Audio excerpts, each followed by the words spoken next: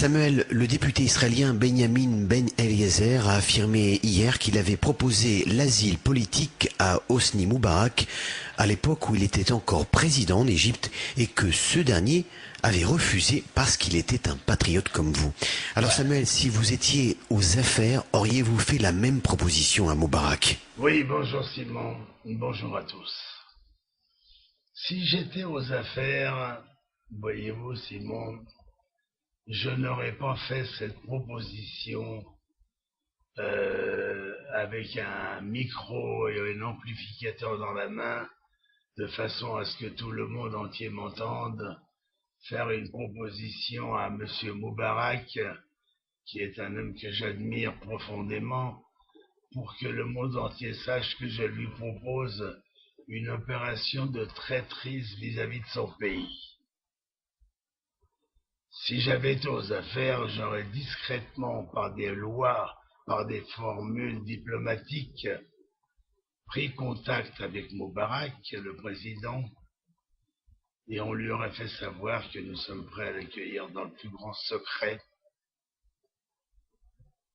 Bien entendu, les choses se seraient dévoilées après, mais d'abord, avant quelque décision que ce soit, il faut que les choses soient secrètes. Et ce que je reproche à mon ami Eliezer, c'est qu'il a fait un peu une fanfaronnade. Malgré qu'il soit mon ami, je le dis quand même. Voyez-vous, à l'époque où il a eu ses premiers ennuis, je voulais lui proposer de mettre ma maison à sa disposition. C'est quand même une maison de plus de 1000 mètres carrés, ça palais pour lui. Et puis je ne l'ai pas fait parce que ça a une mauvaise odeur. C'est quelque part le rendre encore plus coupable vis-à-vis des Égyptiens, puisque les Israéliens ont le culot de lui proposer de venir s'abriter chez nous. C'est un peu reconnaître sa culpabilité. Et je lui aurais donné avec plaisir ma maison, croyez-moi, pour qu'il vienne s'abriter chez nous, mais c'est impossible, malheureusement. Nous avons perdu avec Moubarak un grand bonhomme, un grand type, un dirigeant fabuleux qui a su préserver la paix, qui a su faire des tas de choses. Un homme qui restera dans l'histoire, même s'il était, qu'à Dieu le plaise, condamné à mort, il restera dans l'histoire comme un grand homme, un grand dirigeant, dans le style de Sadat. D'ailleurs, il est dans les lignes politiques de Sadat. Voilà, vous savez, je l'ai regardé hier à la télévision, dans une cage. C'est assez horrible de finir comme ça. C'est vrai qu'on lui reproche d'avoir tapé dans la caisse, mais vous savez que le dirigeant qui n'a pas tapé dans la caisse de son pays lui jette la première pierre. Tous ont cette faiblesse.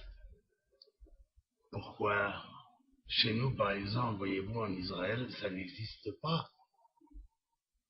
On n'a jamais eu un dirigeant qui a fallu l'État. Surtout pas un chef d'État.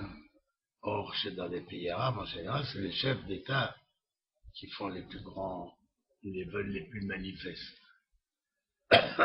Alors finalement, bon, il a eu cette petite faiblesse, mais il a fait tellement de choses extraordinaires, il a été tellement un grand dirigeant, que je pense qu'on aurait dû lui pardonner.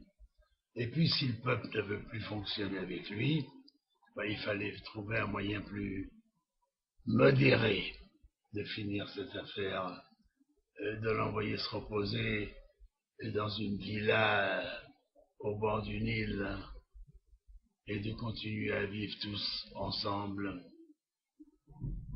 et de continuer à respecter un homme qui a fait beaucoup de bien à son pays. Voilà. Dizengoff Center, l'espace commercial le plus vaste et le plus diversifié d'Israël. Dizengoff Center, une destination à ne surtout pas manquer lors de vos prochains séjours à Tel Aviv.